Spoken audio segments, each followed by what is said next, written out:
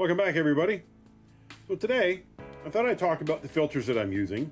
I've been asked a couple of times now about what I'm doing in a dirted tank to combat the possibility of the water or the soil turning acidic. Now I know like Father Fish and other people that are using dirted tanks, they put buffers and iron and different minerals mixes in their dirt before they cap it. I chose not to go that route. I'm not saying one way is better than the other. I just decided not to do it that way. I may turn out to regret that down the road. But my setup is pretty simple, guys. And this is not, I'm not trying to advertise any one particular brand or anything. I use Higer, however you want to pronounce it. And I use it for one reason and one reason only, guys. And that is the fact that when I get down to it, I have this compartment here that allows me to put in any kind of biomedia that I'm looking for. And it's very simple, guys. I don't use the balls that they provide. Personal preference, really. I bought a bunch of the Eheim biomedia. And what I'll typically do with this, guys, and this is really straightforward. It's gonna be a really short video. I'll fill most of this up with these Eheim bio balls. Now you can use whatever you want in here. You can use any brand. You can use Lava Rock if you wanna do that. You could put charcoal in here if you don't like canyons in the water or that sort of thing, or you just don't feel comfortable running it without. That's fine too. I like these. They've worked pretty good. No real particular reason why. I think actually the reason I started putting these in here is simply because I have an Eheim canister filter on the Live Bears tank. Excuse me, guys. I've got a pretty bad cold. I use this just because I have a canister filter from Eheim, and I already had these on hand, and I just tend to like them a little bit better. But it's real simple, guys. I'm just filling that up with that. And then on Amazon, I picked up a bag of essentially crushed coral. And the reason I do it this way, my fear, so what I do is I'll take some of this crushed coral. Let me grab a handful of it. And I'll just put it in on the top here. You don't need a ton of it. Probably amounts to about a teaspoon to a tablespoon, depending. Sorry guys, no scientific measurements here.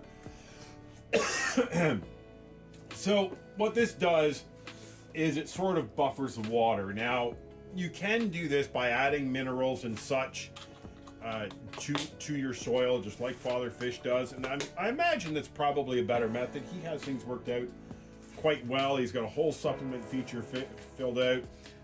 I've just chosen not to go that way, guys. It's I don't know if it's necessary or not. Like I said, I may regret this decision down the road. These are all things that I'm just learning sort of myself for the first time with some of these dirted tanks as well. But so this is what I've done with all of my tanks. I'll put the bio balls in. I'll put about a teaspoon to a tablespoon of crushed coral in here as a buffer. The reason I do it this way, a couple of things. If I put this in the substrate and it turns out that my pH becomes an issue down the road, maybe it's too hard, whatever the case is, if it's in the substrate, I can't do anything about it. It is what it is, and I just have to deal with it.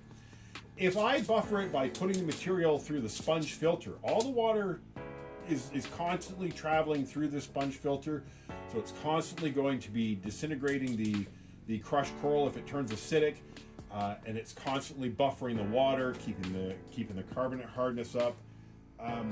If I have a problem down the road, if I start to find that my water has gone too hard, if I don't like the condition, whatever the case is, I can come in here and change this. I can remove it altogether if that's what the tank needs. To me, I felt like this was just maybe an easier route to go. Maybe for me, it was a peace of mind that I didn't want to put it in the substrate and find out later on it was something I shouldn't have done, or I put in too much, whatever the case was. So this for me was a simple way to go. And every now and then when I take the filters out and I clean them, I can take the whole thing out, make sure we still have some crushed coral in here to buffer the water, and that's it, guys. It's pretty straightforward. It's pretty simple. All my filters look like this. I don't, you know, like I said, I'm not trying to promote one brand over another. Hyger's just what I've used. They seem to be one of the better ones that has this biomedia in the bottom of the sponge filter. And it's nice that they give you some extra sponges as well. So I'm going to put this in the tank. I'll show you that. We'll get it hooked up. And we'll go from there. Hey guys, I just thought of one other thing before I put this in the tank. Something that is rather important. Make sure you put on the check valve. If you're using air for anything, whether it's for an air stone, a sponge filter, make sure you put one of these check valves on. They're super cheap and they'll save you so much hassle if you have a power failure. For those of you who don't know, if you have an airline running into your tank and the power goes off, that same airline could potentially start a siphon and begin to drain your tank. That is why we put these check valves on. So make sure you always have a check valve on all of your aquariums where you're running an airline. All right, we'll get this in the aquarium. Okay, guys. So I've already got a filter in this tank. It's not one that I intended to keep. It's just one that I had running after I got this tank set up. This is not a tank I've shown you guys yet. This is the future home of the Blue Dreams. It's been running for a little while I was away on vacation. So I'm going to take this one out. This is just a spare I happen to have available. We're just going to slide that over here. So we got a couple of things we're going to do here.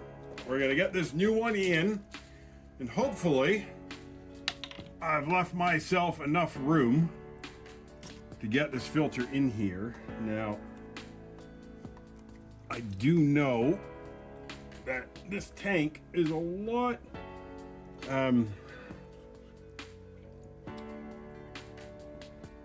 has a lot less room at the back than the others. It's when I set it up, I didn't leave a whole lot of space in the back.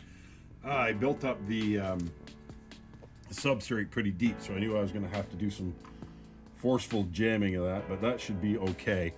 Now, this other filter has been in here for a couple of weeks now, and it should be the same size.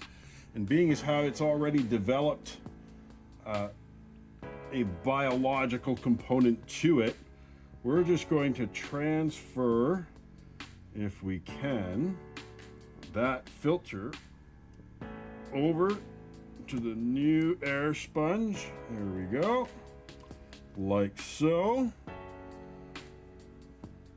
Okay, and now if it will let me take that airline off, we'll get that out of here. Connect our airline to our check valve. Like I said previously, guys, make sure you always have a check valve. Don't ever do anything without. All right, we'll turn the air back on. And there we go. Now, I'm gonna drop the camera down here so you can see something. All right, now, see this cloud that's developing here in the tank? All right, that is the dust particles of the crushed coral. That will happen initially when you set this filter up. If you put crushed coral in it, you'll get that dust, that sort of cloudy mist that appears. To the best as I understand things, guys, even if you have fish in the tank, that's not harmful to them. I've never had that be an issue. I am setting this tank up right now with nothing in it. It's just been running for the last couple of weeks. Getting some biofilm built up, getting ready to house some new shrimp. It is a bit of a mess right now. I've got a bit of an algae problem happening in here that I've got to deal with. But guys, that's all I do, and those are the reasons that I do it. I've had success doing this so far. I see no reason for me to have any problems with this down the road. Like I said, I just every now and then, when I'm changing or rinsing out the sponge filters, you know, maybe every 4 to 6 months or something, I'll pull the whole sponge filter out. I'll have a look in the bottom, make sure there's still some crushed coral in there, maybe add some fresh stuff, because it does have a tendency to dissolve. And this is what keeps my tanks running, guys. This is what keeps my pH relatively steady. No problems, no issues so far. Just thought I'd show that to you. I had a couple of questions about that and thought I'd explain it to you guys. I hope that helps. We'll talk to you in the next one.